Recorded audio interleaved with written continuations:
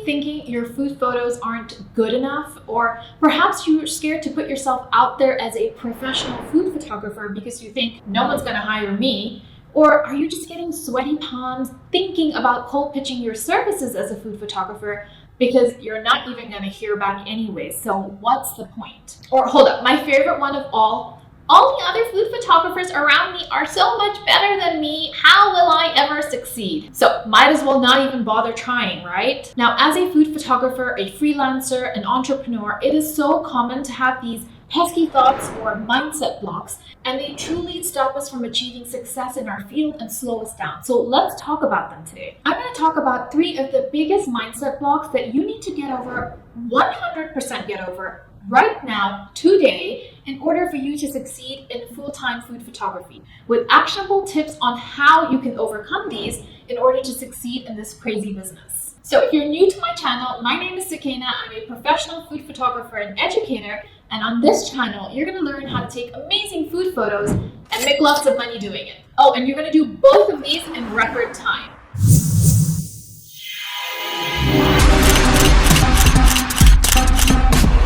Today's video is all about mindset shifts that you need to make if you truly want to succeed in this industry. Now, I started in food photography 13 years ago, and I didn't even realize there was such a thing as mindset blocks or misconceptions, fears, limiting beliefs when it came to the quality of my work, or even my worth as a food photographer, or any blocks that I had about earning money and charging. And it really took the help of a coach and a mentor for me to figure out exactly what these blocks were, but more importantly, how to overcome them. And not just overcome them, but to really thrash them so they don't stand in the way of me and a 6-figure business in food photography.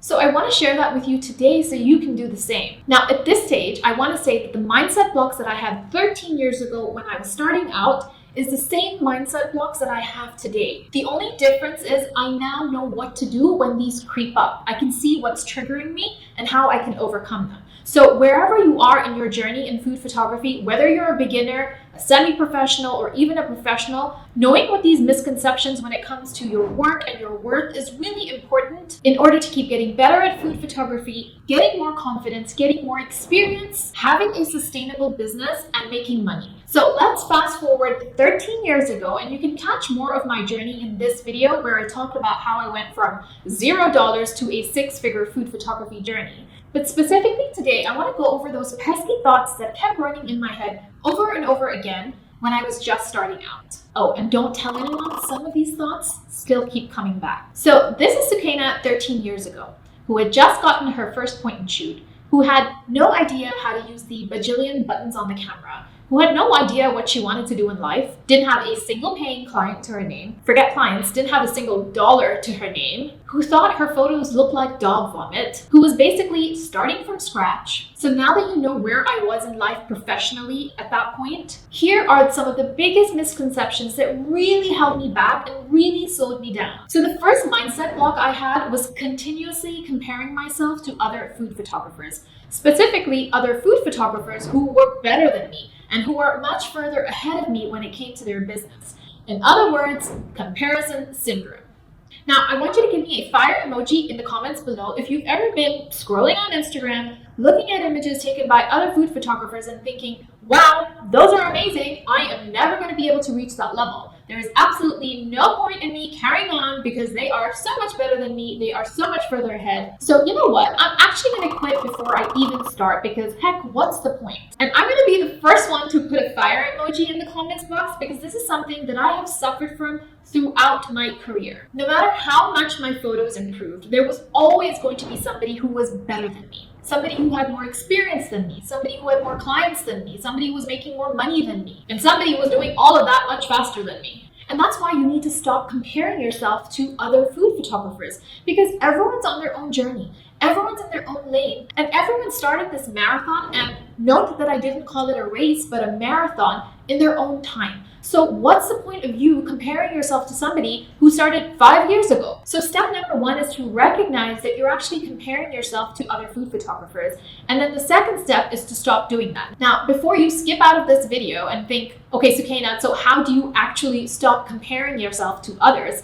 I've got you covered. The first thing I want you to do is stop following so many food photographers on Instagram. My comparison game is the strongest when I'm actually on social media and I'm being bombarded by images from other photographers. So what I like to do is limit the number of photographers I'm following, or mute them, or limit the time I'm spending on the app. I'm sure you've heard the saying, out of sight, out of mind, and I actually apply this literally when it comes to the comparison game. If I'm not following 8 million food photographers, I'm not being bombarded by their beautiful content all the time, which means I'm not going to be comparing myself to them all the time. So the next time you find yourself feeling down because you're comparing yourself to somebody who is in a completely different stage of their journey, mute them, delete the app, or stop following them. The second thing I want you to do is recognize there's only one you on the planet, and there's literally nobody like you, and nobody does you better than you. So focus on you, focus on your strengths, and then figure out what are your weaknesses, and then double down on them and turn those weaknesses into strengths. And then the third thing you can do to stop comparison syndrome is to evaluate how far you've come along. So go back and look at the first food image that you took, X number of years ago, and compare that to what you're taking right now. And I can guarantee, no matter how long that time frame or how short that time frame has been, you will see some improvement. So for example, this is the first food photo I took, and this is a more recent example of a photo I've taken for a client. And when I look back at my journey and I think, whoa, what a huge difference, right? So instead of comparing myself to others on Instagram or social media, I actually compare myself to myself. And when I do that, I can see how much growth I've had and how much more potential there is in me, rather than feeling despondent about how much further I need to go. And then quickly, before I move to the second mindset block, the fourth thing I'd like you to do when you start comparing yourself to others is to reframe your thoughts, okay? So when you look at somebody else's photography and their food images or who they're working with, instead of thinking, whoa, she's working for Donna Hay, gosh, my photos suck, Donna Hay would never hire me. I want you to reframe that and instead think, wow, she's working for Donna Hay. Now, what do I need to do to make sure that my photos are good enough to be hired by Donna Hay? Can you see the difference between that first comparison and the second one? The first one was negative and self-destructive, whereas the second one was more encouraging and inspires self-growth. Okay, enough about comparison syndrome. Let's move on to mindset block number 2, and that is failure syndrome. Now, how many times have you stopped yourself from doing something that you truly love, that you truly want to, because deep down you have this fear of failing? Let me start off with an example about me. I have been wanting to start a YouTube channel for the longest time. In fact, it's been on my New Year resolution list for 2018, 2019, 20, 21, and 22. But I didn't actually start my channel until this year. So it took a good 4 years of being at the top of my resolution list in my planner before I actually even did anything about it. And I constantly had thoughts such as, the tech is so hard, how on earth am I going to film myself? What if nobody watches my videos? What if they're blurred? What if the sound is off? What if I don't get any subscribers? How will the video compare to others in my industry who are killing it, like Joni Simon, for instance? Or it's too late to start. I really should have done it like 2 years ago. Or I have no clue how to edit a video. Where should I even begin? So these pesky thoughts kept coming up. But when I sat down and I examined my thoughts, what was really stopping me from starting a YouTube channel deep down was a fear of failure. Basically, failing at my YouTube channel. The thing is, if I didn't start, I was actually going to fail anyway. So I might as well just start. What was the worst that would happen? That I wouldn't get any subscribers? That nobody would watch my videos? That the video would be blurry? Well, at the end of the day, does that really matter? The answer is no. Ultimately, am I going to die? No. So that's the question you want to ask yourself. Are you going to die? No. So whatever fears you have about failing, about food photography, whether it's failing to get a client, so never bothering to cold pitch, not able to get more followers on Instagram, so why bother even posting? Never being able to earn $3,000 from a shoot, so why bother making a portfolio? Not taking a great exposure in manual mode, so why even bother moving away from auto? The photo looking so much better in my head, so why bother even taking the shot? All of these thoughts that lead to failure need to be reframed. You need to redefine failure as the ultimate teacher to your success. So instead of thinking of your failures as failures, you want to think of them as learning lessons. So for example, if I don't hear back from a cold pitch, I'm going to improve my cold pitch to get a better result next time. Or I'm going to post to Instagram anyway because I enjoy building a community. And the fact that I got 30 likes means there's 30 people at my dinner table. Or if I can't earn $3,000 from a shoot, I'll start by aiming for $500 a shoot and then work my way upwards. Or how about if I move from auto to manual, my lighting is going to be so much better. So let me list down the steps on how to make this happen for me. Getting over your fear of failure is the only way to grow, because it's when you make mistakes, when you fail, you learn from that mistake, and that's when you move forward and grow. Now, another practical tip I have for you is to list down all your accomplishments. Now, this may sound silly, but it really does work. So literally take out a pen and paper right now and write down any accomplishments you've had when it comes to your food photography. It can be tiny, it can be huge, just do a proper dump on paper. So whether it's just getting one paid client, whether it's just taking 3 pictures for a recipe you created for your blog, maybe it's just even starting your first blog or your first blog post, or perhaps it's completing the about section on your portfolio. It could be posting consistently to Instagram.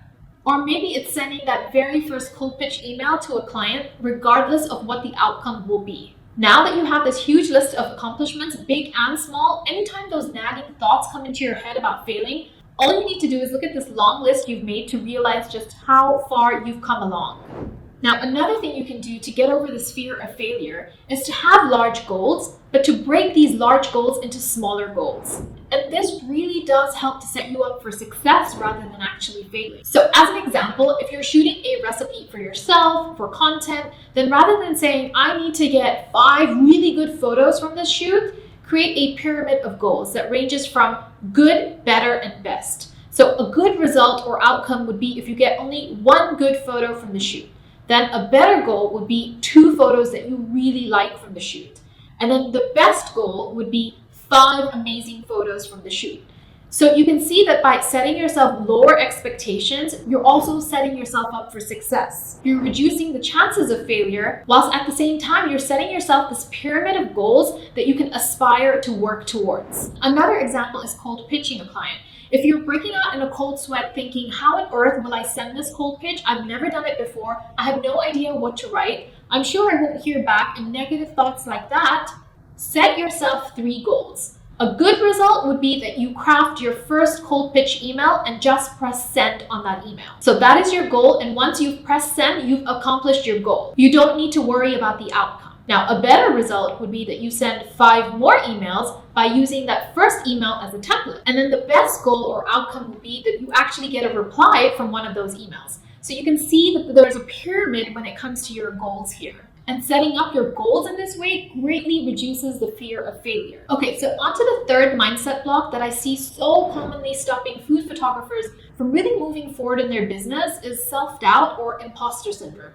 Now, this is essentially when you have nagging thoughts all the time that you don't have enough experience yet to work with clients, your photos are not good enough, so nobody will hire you, your equipment is not good enough to really take professional photos, so don't even bother.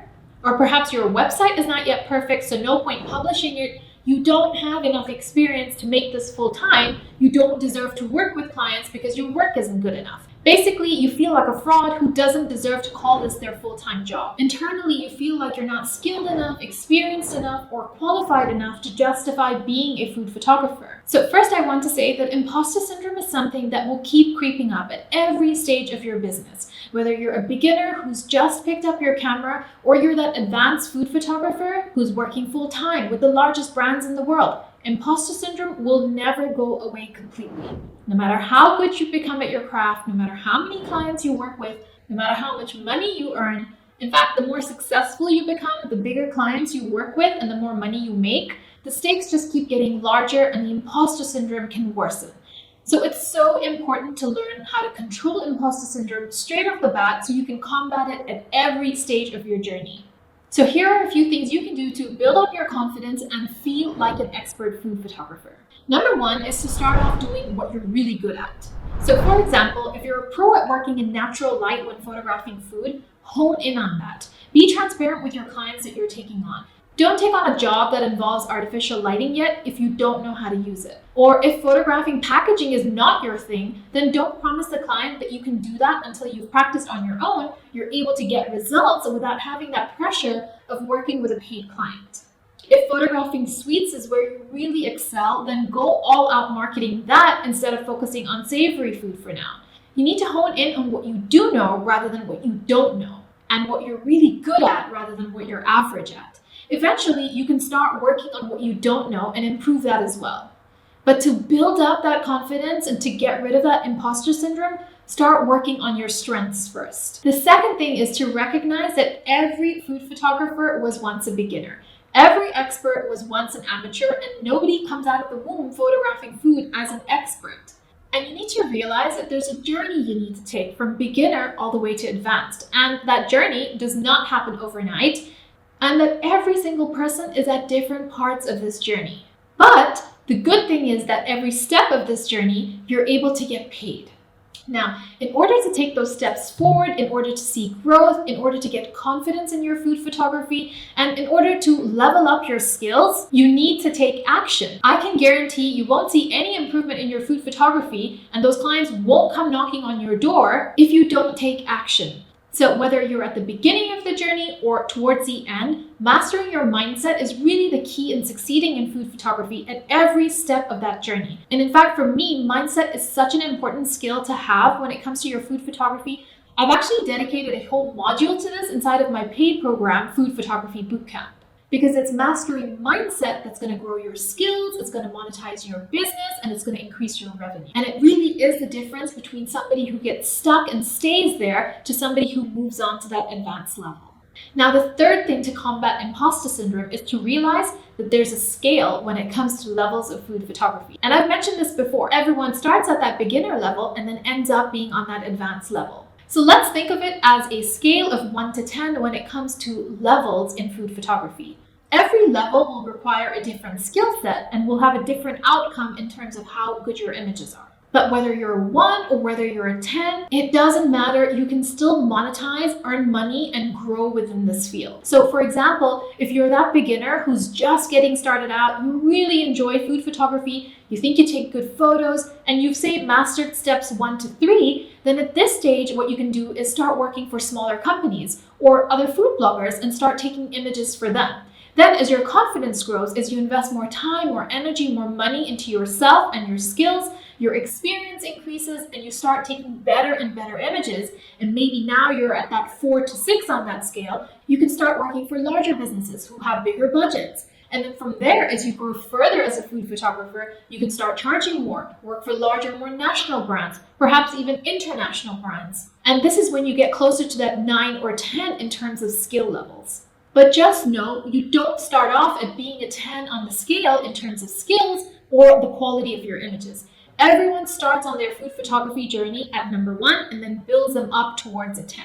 And it takes time and it doesn't happen overnight. So keep that in mind anytime you feel that imposter syndrome creeping in and the negative thoughts of not being good enough or ready enough. Okay, I feel like I can make a whole video series on overcoming imposter syndrome as a food photographer. So if you're still watching this video, then comment down below imposter syndrome so I know that this resonates with you and I can get started on that video series.